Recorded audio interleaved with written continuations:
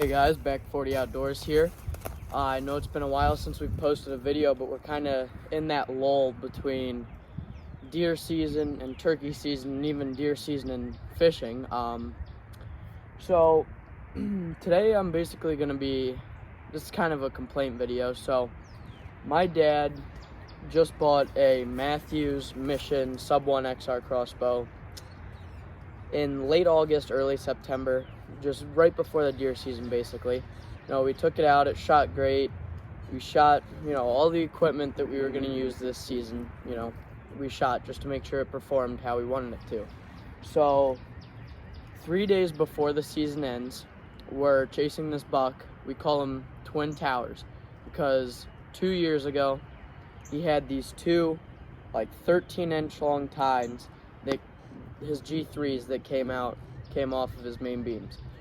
Last year at the end of the season, he broke one side off, and this year he just grew two 7 or 8 inch tines that were coming out there.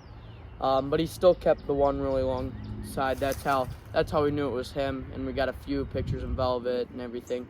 So basically this buck, he doesn't show up until late season. We've been chasing him for 2 years. He never shows up other than, in late December, early January. But this year he didn't show up until January 14th, maybe.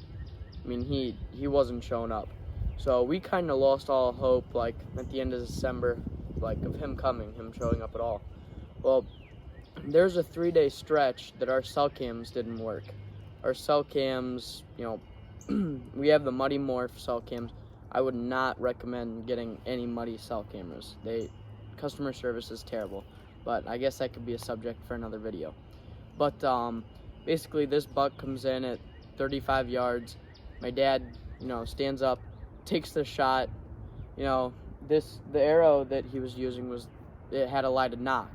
Well, he couldn't see the knock fly, so he wasn't really sure where he hit the deer. So just with that much uncertainty, basically, we just waited until the next morning and we went in. First 100 yards, we had an amazing blood trail. Pink foamy blood, not foamy, but pink blood, lighter blood, everything. Just to make it shorter, we tracked the deer for 2,100 yards, I believe, over a mile, just on specks of blood. We tracked for probably 5 or 6 hours, just on specks of blood.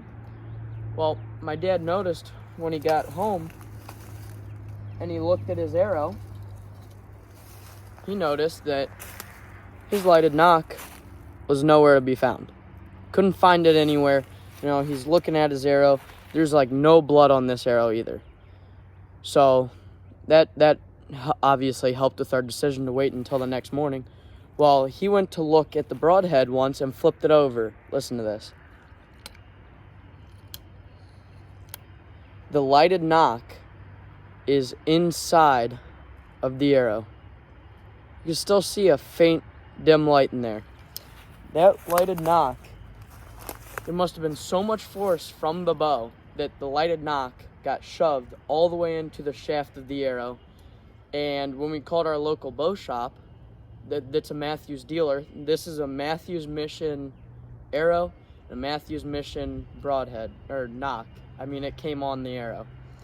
And when we called our local bow shop and talked to the owner, he said he has no clue how my dad even hit the deer. Absolutely no clue. He said that arrow at 35 yards should have been flying like this and just all over the place. So we contacted Mathews, and basically they just told us how this is their best broadhead they've ever made and how they don't know what to tell us, and basically just saying it wasn't their fault.